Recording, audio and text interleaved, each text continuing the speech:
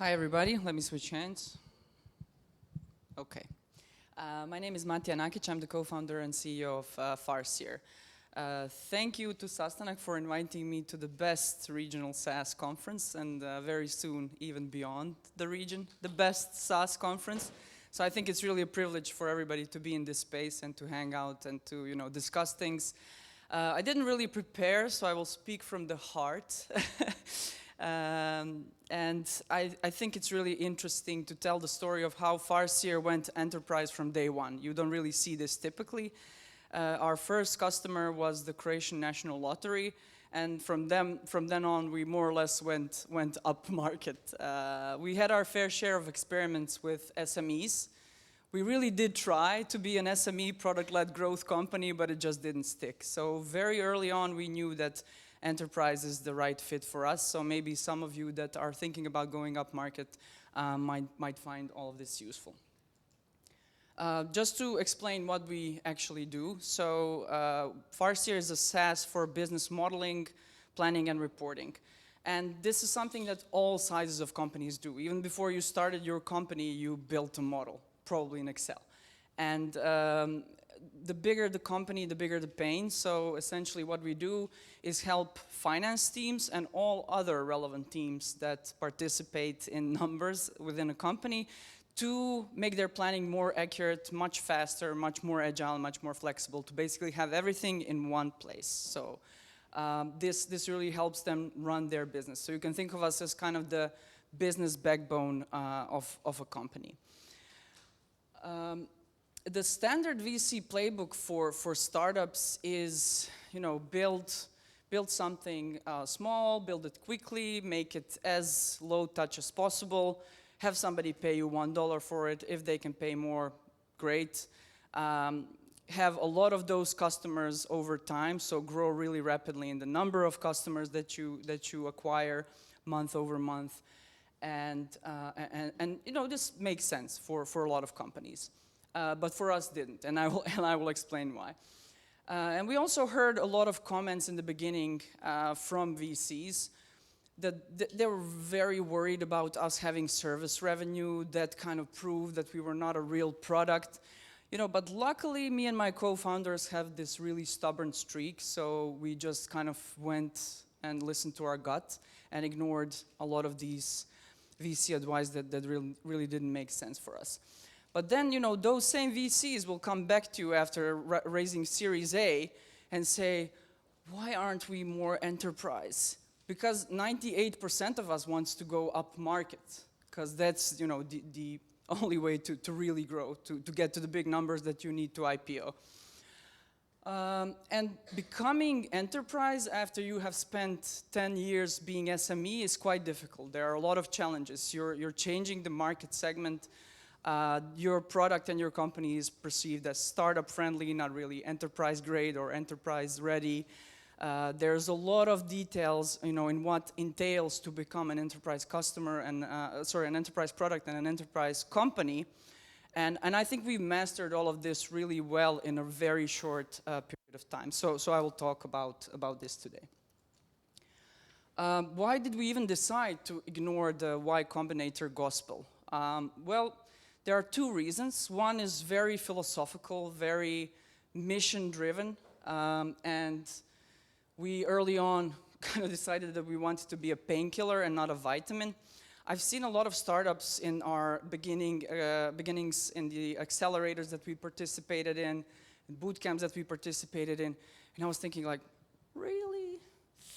Does anybody really need that? So we really wanted to be something that is highly, highly needed. We want to solve a big problem. And it just turned out that planning, forecasting, budgeting, reporting, consolidating all the data is a much bigger pain for bigger companies. So this felt kind of natural. And this is their life. This is their daily life. A lot of formulas, a lot of errors, a lot of manual work of very expensive and very valuable people. And on the other end of the flexibility spectrum is SAP. Like when I first saw SAP, when I started working in telco, I almost cried. I was thinking like, is this the life of a grown-up person? Like, is this it? And we really felt from day one a very strong mission to help these people out, because we knew them by name. You know, oh, it's Mirna, it's Domagoj, it's Marko. And their life is shit. They work weekends, they're under a huge amount of stress.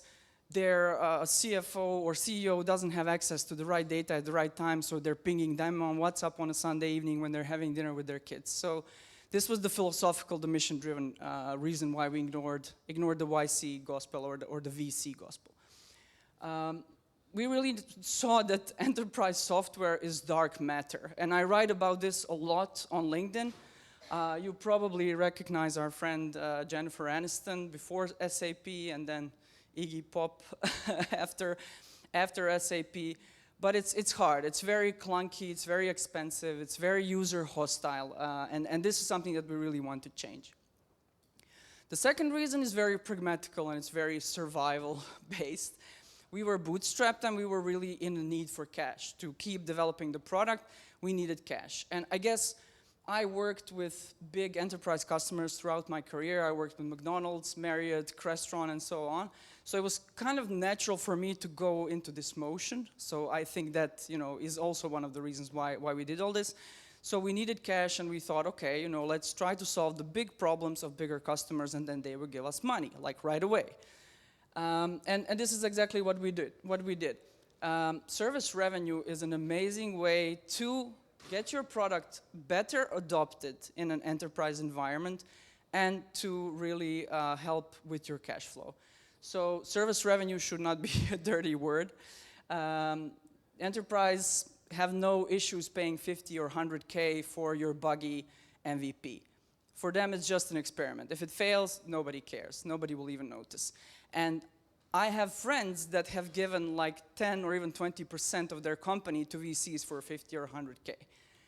So this is kind of a very good lever that you can use in the enterprise, and we use it a lot.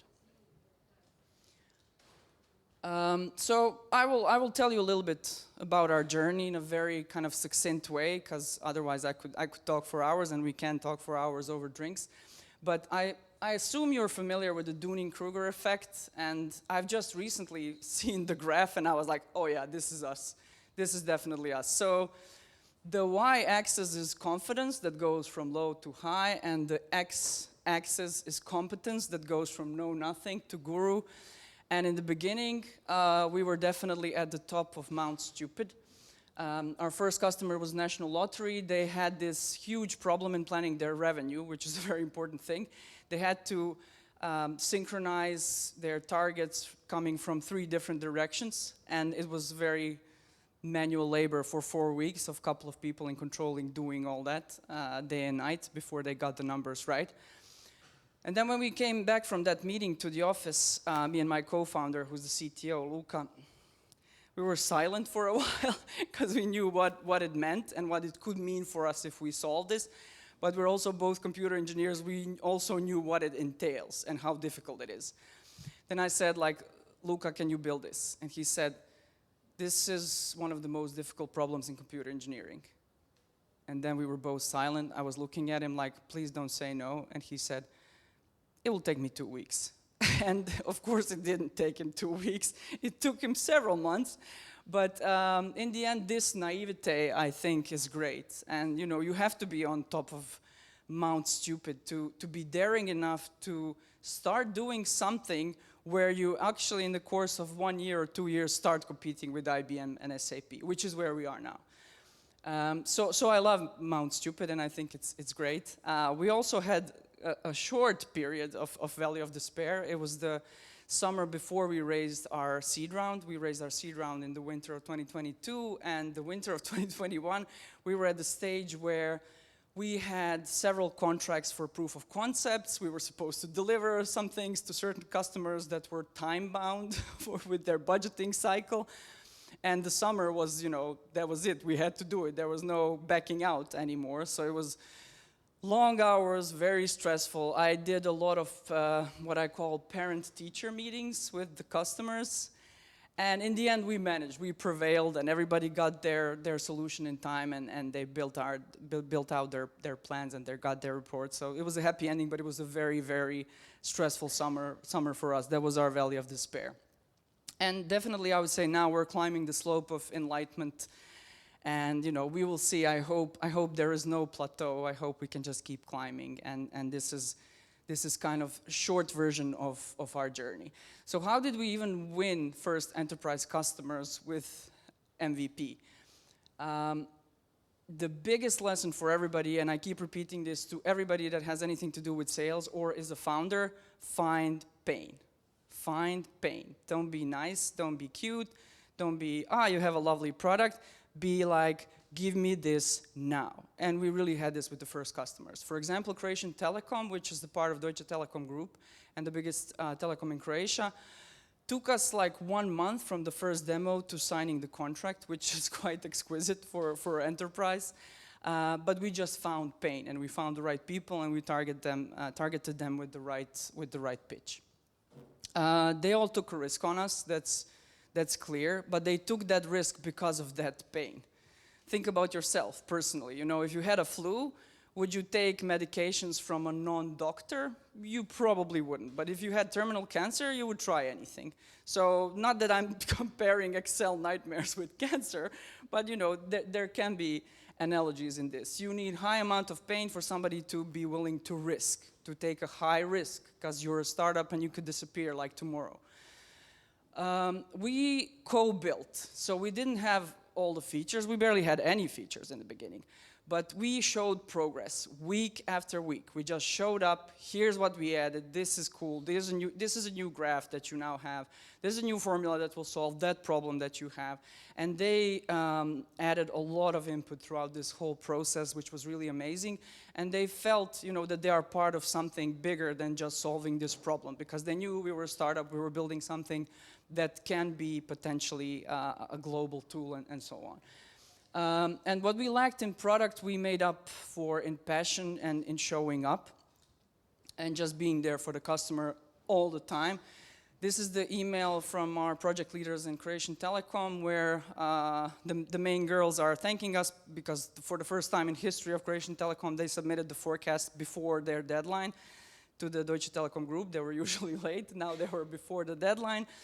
And they said, thank you for your great collaboration, being available 0 to 24/7, amazing communication and positive energy in the moments when things were not looking so bright. So we just made sure to be there for them in every step of the way, and I think that this meant a lot in the early stages.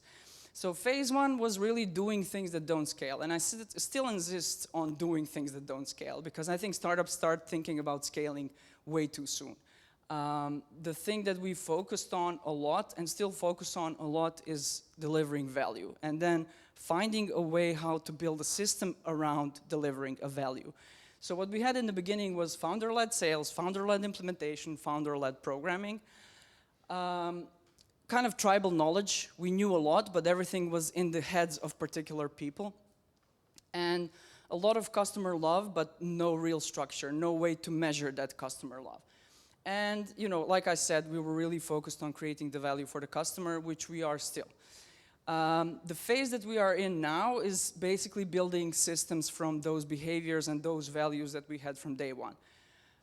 We are now close to 30 people, and we are now working on building a strong brand. In enterprise, at least from our experience, this means going market by market. So it's like playing Risk, if you know the board game. We now are shifting much more towards account-based marketing because we know which type of customers are good for us. We have a list of them, and now we kind of target them through different channels and measure what's happening. So this is something that we are now really busy with. We built a professional services team, and this is not mentioned often in startup conferences because, like I said, I think it's like a dirty word. Professional services is a great way to put your product in an enterprise and to make it live. And it's also a great product. It's also a great way to make money and to ensure you have a healthy cash flow. So our professional services team is really the key ingredient. They are on the field, they know the problems, they bring back all the feedback to the product team, and this is how we build. We are in the trenches. We are not some, high priests of product that observe from an ivory tower. We are just in the trenches with the customers. We are building a lot of playbooks, writing a lot of things down. Even though things are changing fast, we are trying to keep up and write the things that we know are working, and we're doing a lot of operational metrics now. We measure user activity, which is really important for us. In enterprise, this is often ignored, but this is basically the North Star for us. What is the amount of time and the amount of value that our customers get out of Farseer? We measure NPS, and we continuously strive to improve these numbers. There are a lot of enterprise myths that I've heard in my life, so I will just share a few of them. One of them is that enterprise don't buy from startups. Enterprise don't function the way that they did 20, 30 years ago. They have much more liberty. The department heads or VPs probably have a card and have some budget to spend on experiments with startups. There are chief digital officers, chief innovation officers whose only job is to find startups that could mean something for their company. So this is a myth that we definitely busted. The second one is enterprise cycles are too slow for startups. Yes, but you get a six-figure deal in the end, and it's not that slow. You will sell to the SME or mid-market company for 3 months, and here you will sell for 6 months. It's not a huge difference. It's not years. You just have to make sure to have enough money to survive the cycle in the beginning, when there's only a few of customers that are paying you revenue, recurring revenue on a regular basis. This is the one I've heard the most. People told me time and again, really like SaaS people, VC people with experience, they will own you. You sell to the enterprise and you will work only for them. You will become their bitch. Well, I'm nobody's bitch. And Farseer is a product company, and they know that. If you didn't draw a clear line between being a product company or a vendor that's delivering them technology that can help them solve problems, or being their outsourced service for whatever, FP&A or marketing or whatever that you do, then it's your fault. They're very rational people, and they understand where the boundaries are. This is the thing that brings me the most joy, is competing with big vendors. And they told us again, you can never compete with the big vendors. Not on a global level, we can't, and we don't. But, on a regional level, we're kicking their ass. And winning the war in the end means winning the strategic battles. So we're really trying hard to win those battles, and we will see what happens in the long run. There's also a lot of claims that you need to have a feature-perfect product, that you need to have all the bells and the whistles, the ISO 271, I don't even know how to pronounce this, but we have it. But we didn't have it in the beginning. The SOC 2, the this and the that. You really don't. You just have to find big pain and offer a solution that can solve that big pain. Your solution can be part polished product, part something stuck together with bubble gums and staple, and part human work, that you do during the night and nobody knows but your customer gets the end result. So there is a lot of workarounds you can do in these early stages with the product. So is it even worth it to work with enterprise customers? By the way, this is me by the time that we IPO. But I would definitely say that it's worth it. It's really rewarding to solve real problems for real people.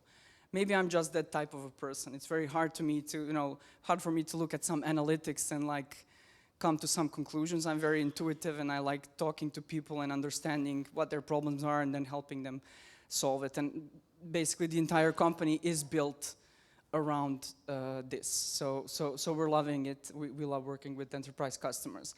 There are some flaws, of course. It's relatively hard to position yourself against the big vendors until you learn how to do it. But you can learn how to do it because they have a lot of flaws, and you just need to detect those flaws and take advantage of them. Takes 6 to 12 months deals, 6 to 12 months to close bigger deals, which is kind of just normal. Going through the IT, procurement, legal, colonoscopy is not really my idea of fun, but you know, we found efficient ways to get this done.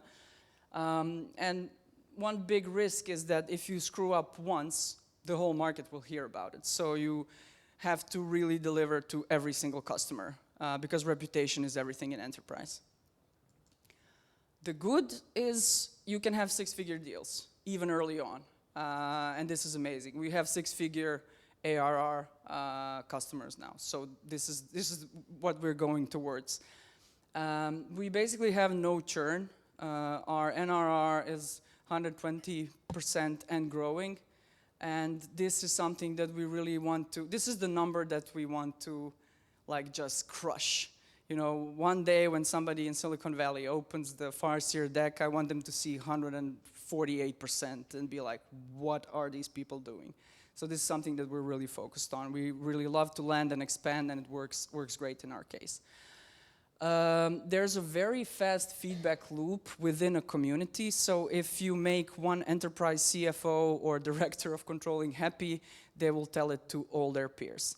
And we are now at the stage where, at least in this Adriatics region, our customers are doing the selling for us, which is an amazing position.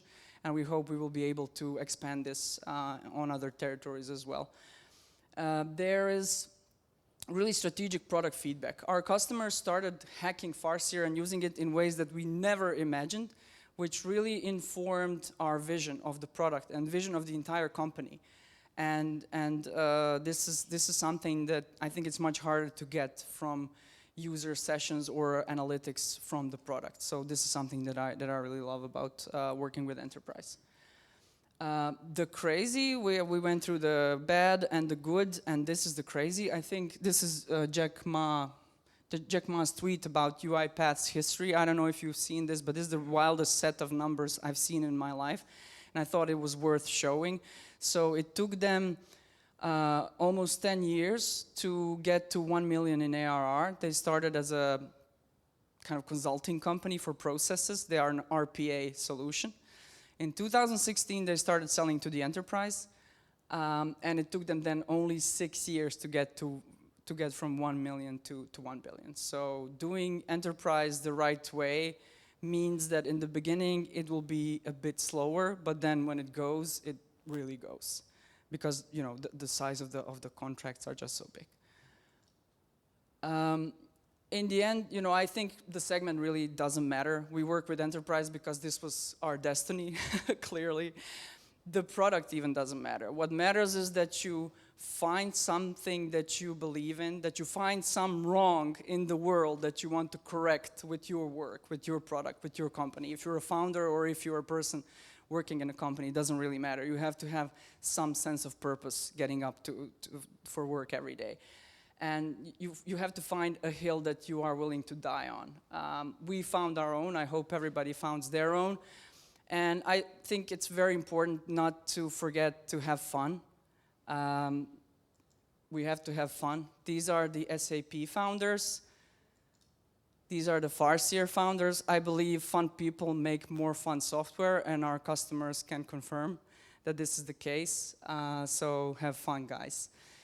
Connect on LinkedIn. I write about tech, startups, culture, business software, and we are hiring a business ops specialist. So if you see yourself in the description of helping us everything run more smoothly, tap me and let's have a coffee. So we have some time for questions, I think, if that's okay. Yeah. Okay. Thank you.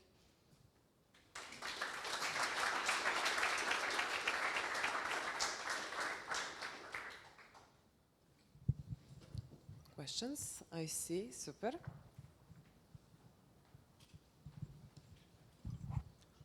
Hi.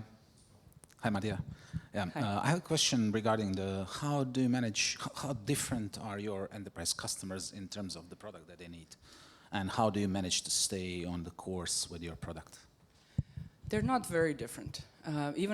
We do business across industries. We have telcos, even now banks from recently, manufacturing companies, service companies.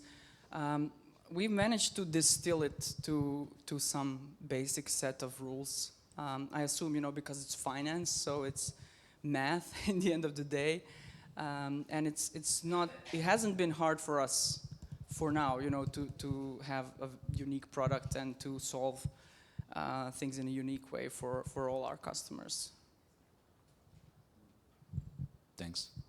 Welcome.